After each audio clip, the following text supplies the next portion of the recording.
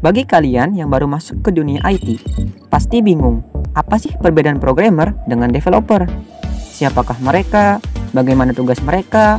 Berapa gaji mereka? Dan yang terakhir, apakah semua orang bisa menjadi programmer atau developer?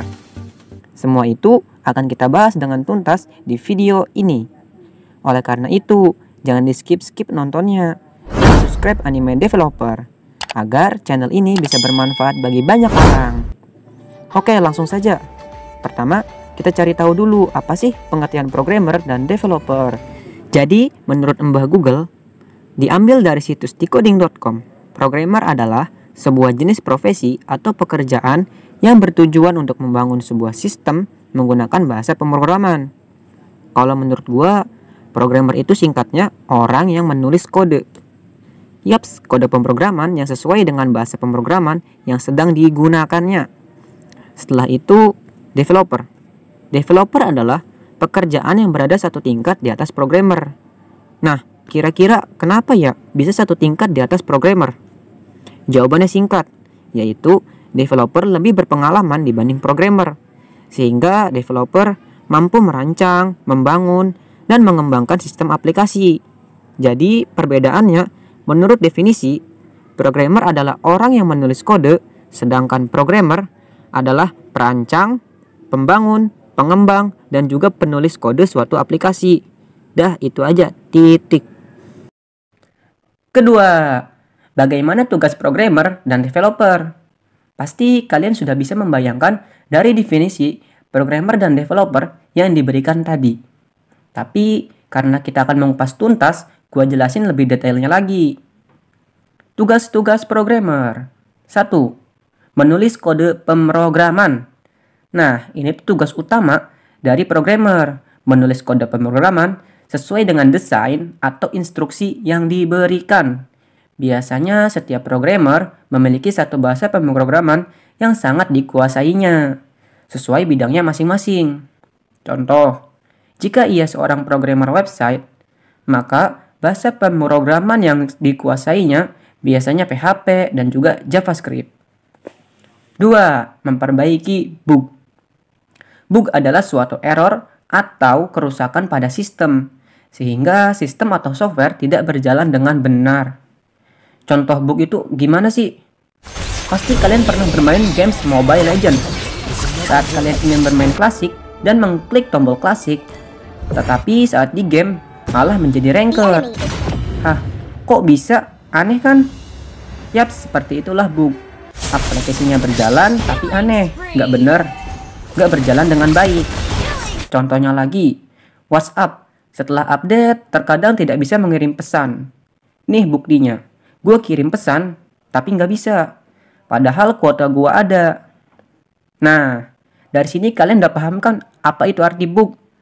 Malah jadi bahas email dan WhatsApp nih, hahaha. Selanjutnya, tugas-tugas developer. 1. Mengelola tim dan bekerja sama dengan baik dalam sebuah proyek. Karena developer ini orang yang sudah berpengalaman.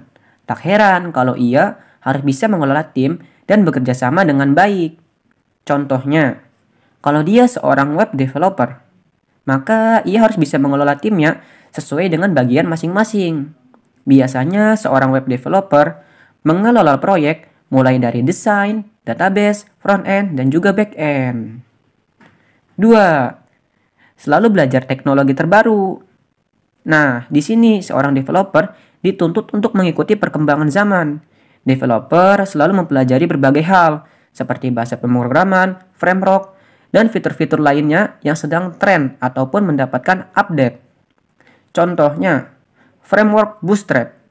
Yang terbaru adalah versi 5. Tetapi saat ini, tren atau kebanyakan orang masih menggunakan yang versi 4. Nah, disitulah tugas developer untuk mengetahui alasan, kapan, dan kenapa kita harus menggunakan suatu teknologi untuk membangun aplikasi. Oh iya, bagi kalian yang belum tahu Bootstrap, Bootstrap adalah framework atau kerangka kerja CSS yang open source.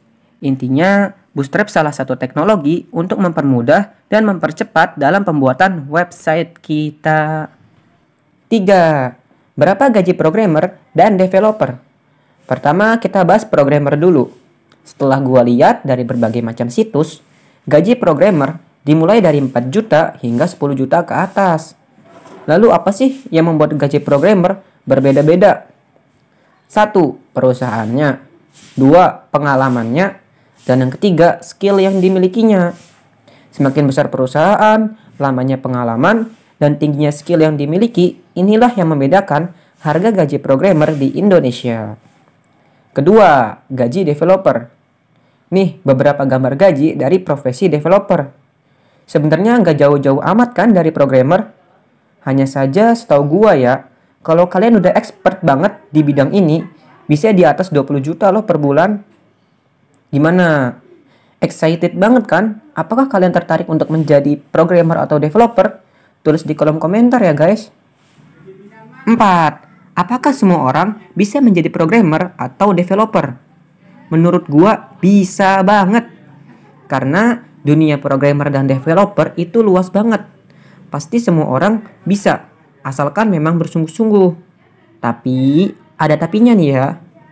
Karena programmer atau developer itu membutuhkan skill berpikir kritis, logika yang kuat, dan imajinasi yang cukup tinggi, akan lebih efisien dan efektif pada kalian yang menyukai tantangan-tantangan dalam berpikir. Seperti problem solving. Kalau di dunia nyata, mungkin kalian suka pelajaran matematika, bermain catur, dan lain-lain. Apabila kalian memiliki minat dan bakat seperti itu, ini akan memudahkan kalian menjadi programmer atau developer yang handal. Karena apabila sesuatu dikerjakan tanpa minat dan bakat, akan sangat sulit dan menurut gua ya, kurang efisien sekali. Mending jadi content creator, desainer logo, dan lain-lain yang sesuai dengan minat dan bakat kalian masing-masing. Pesan terakhir dari gua, kerjalah kerja tapi tidak terpaksa, hiduplah bahagia tapi tidak foya-foya. Ingatlah, hidup di dunia hanya sementara, perbanyaklah usaha dan juga doa. Sekian, terima kasih.